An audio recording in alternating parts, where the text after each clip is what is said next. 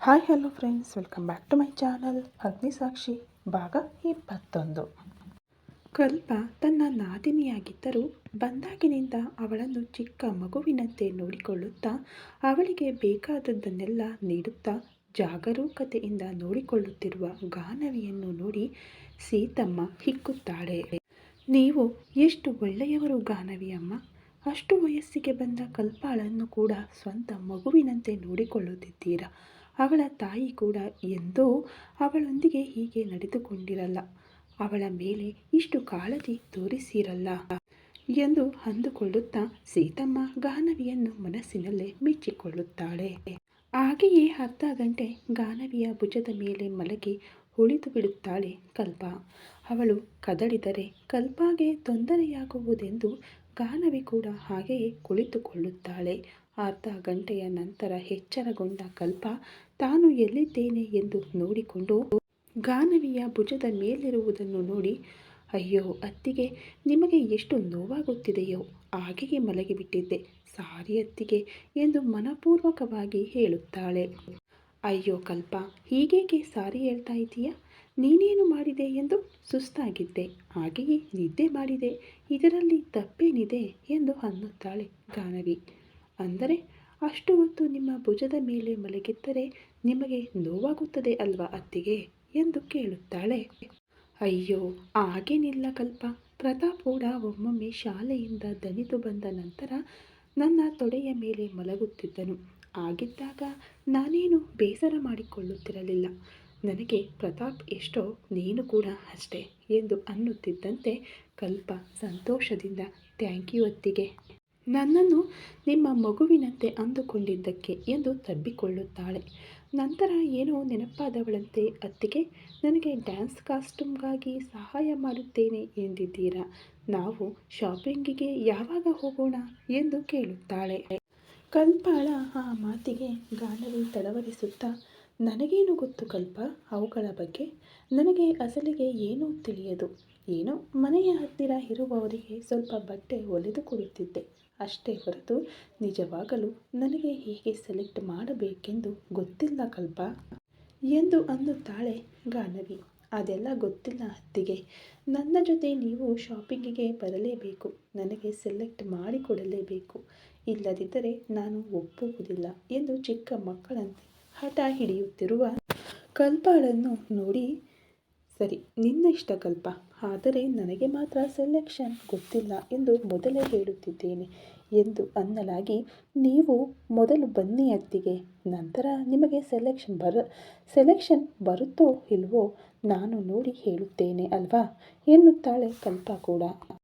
ಸರಿ ನಿನ್ನ ಇಷ್ಟ ಎನ್ನಲಾಗಿ, ಸಮಯ ನೋಡಿಕೊಂಡು ಹೋಗೋಣ ಎಂದು ಕಲ್ಪ ಹೇಳುತ್ತಾಳೆ. ಗಾನವಿ ಸರಿ ಎನ್ನಲಾಗಿ, ಆ ಮಾತು ಅಂದೆ ಅಲ್ವಾ ಅತ್ತಿಗೆ, ಚೆನ್ನಾಗಿದೆ ನನ್ನ ಒಳ್ಳೆಯ ಅತ್ತಿಗೆ ಎಂದು ಗಾನವಿಯ ಕೆನ್ನೆಗೆ ಮುತ್ತಿಟ್ಟು ತನ್ನ ಕೋಣೆಗೆ ಹೋಗುತ್ತಾಳೆ.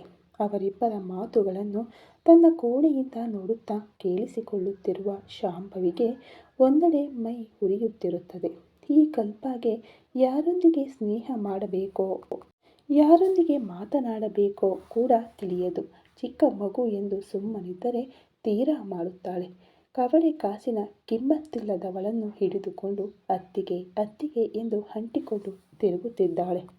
ಏನು, ಆ ಸೆಲೆಕ್ಷನ್ಗೆ ನನ್ನನ್ನು ಕರೆಯಲಿಲ್ಲವೇ? ನಾನು ಅವಳ ಎತ್ತ ತಾಯಿಯಲ್ಲವೇ? ಆ ಪಾಟಿ ಸಹಾಯ ಮಾಡಲಾಗುವುದಿಲ್ಲವೇ? ಏನೇ ಆದರೂ ಈ ಹುಡುಗಿಯನ್ನು ಸ್ವಲ್ಪ ದಾರಿಗೆ ತರಬೇಕು ಎಂದು ಅಂದುಕೊಳ್ಳುತ್ತಾಳೆ ಶಾಂಭವಿ.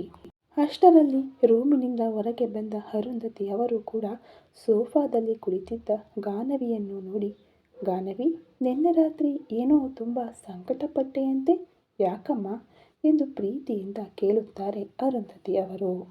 ಅಯ್ಯೋ, ಈ ವಿಷಯ ಸೀತಮ್ಮನ ಬಳಿ, ಅಜ್ಜಿ ಬಳಿ ಹೇಳಬೇಡಿ ಎಂದು ಎಷ್ಟು ಹೇಳಿದೆ, ಆದರೂ ಹೇಳಿಬಿಟ್ಟರಾ ಎಂದು ಅಂದುಕೊಳ್ಳುತ್ತಾ ಸೀತಮ್ಮನ ಕಡೆಗೆ ಕೋಪದಿಂದ ನೋಡುತ್ತಾಳೆ.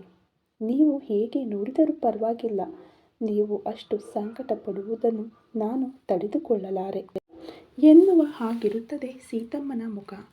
ಗಾನವಿ ಎಂದು ಮತ್ತೆ ಅರುಂಧತಿ ಅವರು ಕರೆಯುವುದರೊಂದಿಗೆ, ಅದೇನಿಲ್ಲ ಅಜ್ಜಿ, ಇದ್ದಕ್ಕಿದ್ದಂತೆ ಏಕೋ ಅಮ್ಮ ಅಪ್ಪ ನನಗೆ ತುಂಬ ನೆನಪಾದರು, ಅದಕ್ಕೆ ಹಾಗೆ ಹತ್ತು ಬಿಟ್ಟೆ ಎನ್ನುತ್ತಾಳೆ.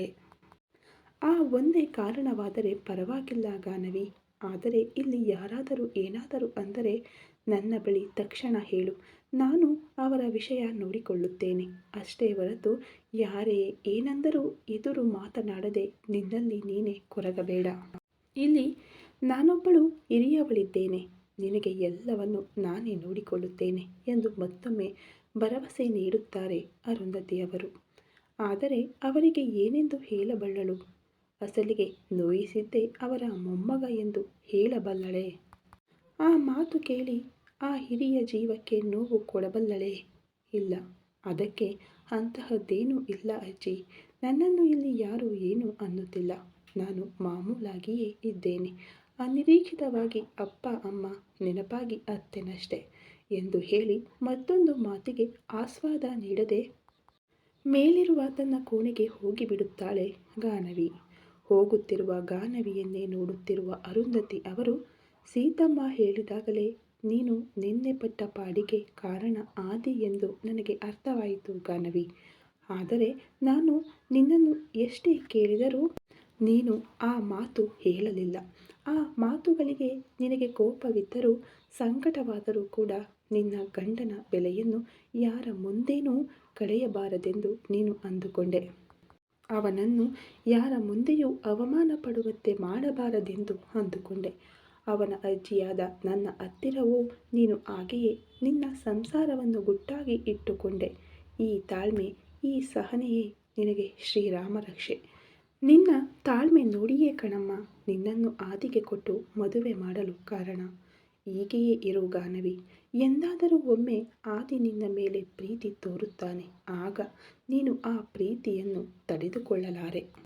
ಆ ಆಸೆಯಿಂದಲೇ ಇನ್ನೂ ನಾನಿದ್ದೇನೆ ಎಂದು ಮನಸ್ಸಿನಲ್ಲೇ ಅಂದುಕೊಳ್ಳುತ್ತಾರೆ ಅರುಂಧತಿ ಅವರು.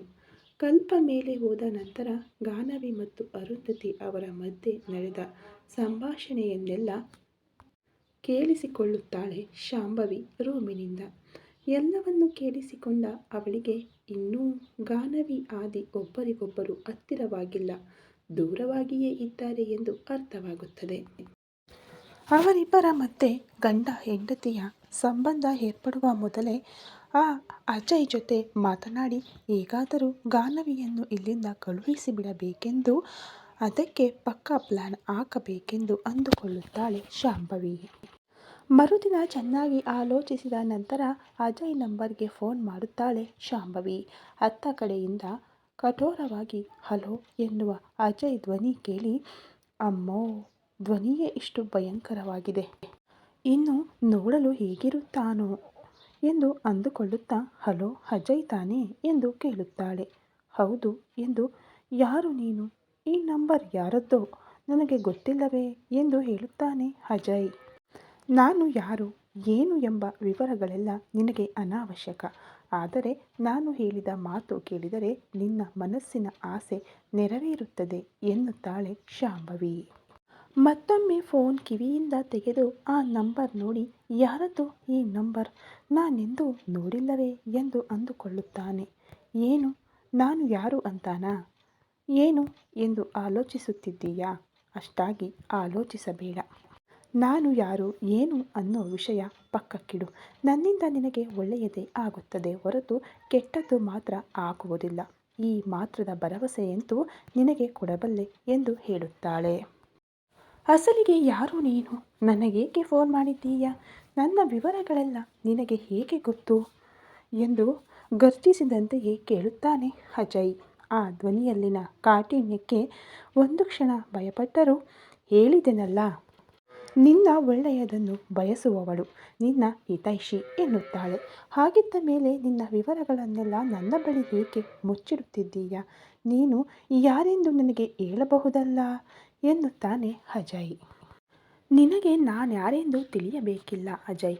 ನಿನ್ನ ಮನಸ್ಸಿಗೆ ಬೇಕಾದನ್ನು ನಾನು ಕೊಡೋಣ ಎಂದು ಅಂದುಕೊಳ್ಳುತ್ತಿದ್ದೇನೆ ಎಂದು ಹೇಳಲಾಗಿ, ನನಗೆ ಬೇಕಾದನ್ನು ನೀನು ಕೊಡುತ್ತೀಯಾ? ಅಸಲಿಗೆ ನನಗೇನು ಬೇಕೆಂದು ನಿನಗೇನು ಗೊತ್ತು ಎಂದು ಕೇಳುತ್ತಾನೆ ಅಜಯ್. ನನಗೆ ಗೊತ್ತು, ನಿನಗೆ ಗಾನವಿ ಬೇಕು. ಆ ವಿಷಯ ನನಗೆ ಚೆನ್ನಾಗಿ ಗೊತ್ತು ಎಂದು ನಗಲಾಗಿ, ಗಾನವಿಯ ಬಗ್ಗೆ ನಿನಗೆ ಹೇಗೆ ಗೊತ್ತು?